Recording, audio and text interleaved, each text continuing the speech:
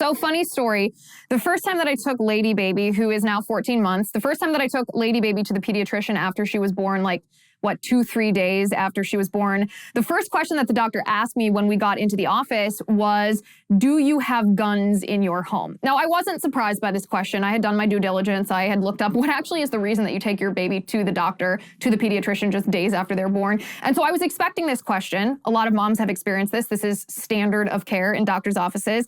But my reaction when I was asked this question, nonetheless, even though I was expecting it, my reaction was, WTF? Like, how is this possibly pertinent to the care of a 2 to 3 day old baby? How is this possibly a question that should take precedent over any number of other questions? And because I was expecting this, I had discussed how to respond to this with my husband, because I really don't think it's anybody's business how many or what kind of guns are in my home, let alone whether or not there are firearms in our home. I wanted to respond to the doctor. I wanted to just say, break in and see, when they asked this question, but my husband is more tactful than I am, and he wouldn't let me answer. He wouldn't let me say that, so I just declined to answer. I just said I declined to answer. But this story happened 2 to 3 days after the baby was born last year, and this was after in the hospital. So we were in the hospital for, I think, 3 days after the baby was born, and the pediatrician, it was actually a neonatologist, I think, at the hospital, was sent specifically to my room. Now, I delivered with midwives, so this wasn't our OBGYN or anything. This neonatologist at the hospital was sent specifically to our room because I declined the hepatitis B vaccine. I declined to give that vaccine to my daughter on the day that she was born, just hours after she was born, because why? Why would I give that vaccine to my daughter on the day she was born? Hepatitis B, and this is going to get tangential for just a second, but hang with me. Hepatitis B is a bloodborne disease that you get if you are an intravenous drug user or if you are sexually promiscuous. Neither of which my newborn daughter neither of which behavior was my newborn daughter engaging in. So the only other reason that a newborn baby would get hepatitis B is if the mom has it. Well, I don't have it, so I declined the vaccine.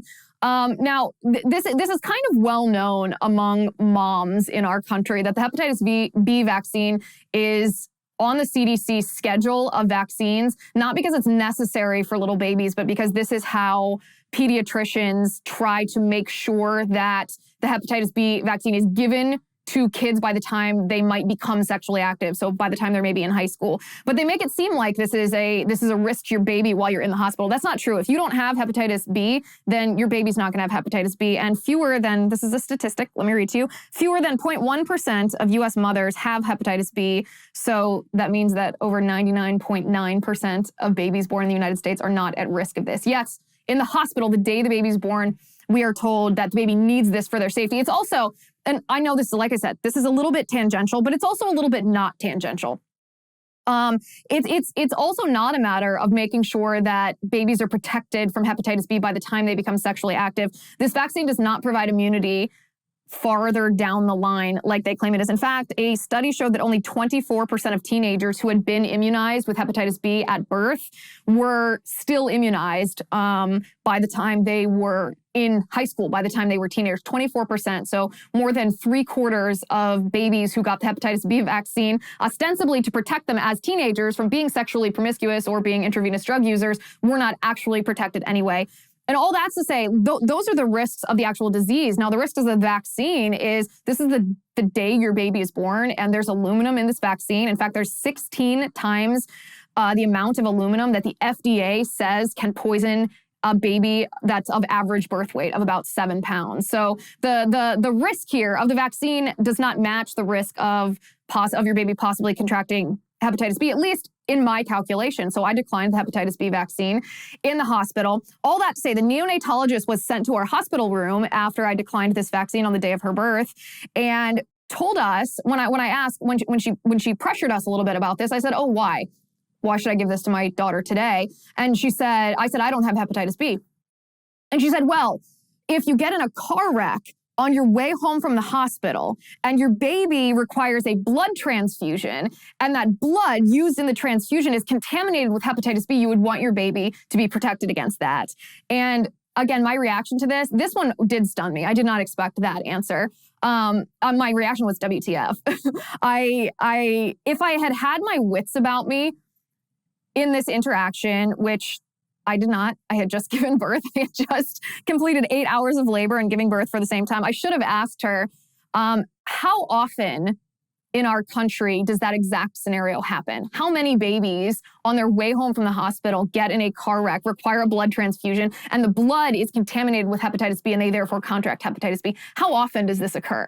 I wish in the year that is passed since this happened, I wish so many times that I'd thought to say that in the moment, but I don't know. I had just given birth, so that's my excuse for why I didn't think quickly on my feet here. So this all being said, don't even get me started, by the way. So we're talking about pediatricians for a minute. Don't even get me started on this whole, you will kill your baby if you sleep your baby next to you in the bed. If you co-sleep with your baby, you will kill your baby. That is absolute bullshit. Such bullshit. And this is not just my personal opinion. The studies actually confirm the bullshit that pediatricians are spewing here. Now, the worst part of all of this, and as you can tell, I am personally shopping for a new pediatrician for my daughter based on what we're talking about today. The worst part of all of this is if you or I, any parent, any mom or dad, asks any question, if we challenge any standard of care, if we push back against bad advice or point out errors in the science, that in the so-called science, errors in the methodology that pediatricians use to give their advice, calling it science, if we defend our motherly instincts, which tell us that breastfeeding is good and co-sleeping is normal as long as you do it safely, and it's okay to make your own decisions about your baby's medical procedures, including vaccines.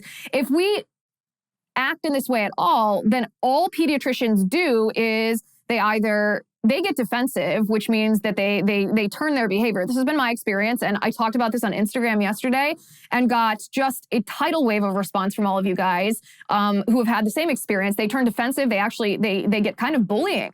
They bully you. They tell you, oh, listen, you're going to kill your baby if you do this. But ultimately, they just deflect to saying, well, the advice that I'm giving you or the standard of care that we provide here, that's the AAP standard of care, the AAP being the American Academy of Pediatrics. And in fact, my conversation, so I'm interviewing new pediatricians the last couple of weeks for my daughter. I get them on the phone. I ask them certain questions and I ask them, listen, I breastfeed my child. I co-sleep with my child. I don't go by the CDC, the direct CDC schedule. I make my own decisions about vaccines. Is this a problem? Are you going to bully me every time I come into the office about this? And the best pediatrician, meaning the best answer I got from any of the pediatricians that I talked to was the guy said, well, ultimately you can do what you want, but I have to make a note in your chart every time you come in, that I warned you against all of these things. And the reason that I have to do that is because otherwise I could be liable if something happens to your child. And I laughed with the guy because he was good-natured about this. I laughed with the guy because he was actually honest for once. He was saying, listen, I have to not treat you based on my own judgment. I have to treat you based on the risk of liability to me. So we don't have to fight about this. It doesn't have to be a thing, but I do have to verbally warn you because I have to put it in your notes that I verbally warned you, or else I could be liable to a lawsuit here. Needless to say, as friendly as that conversation was, I did not pick that pediatrician.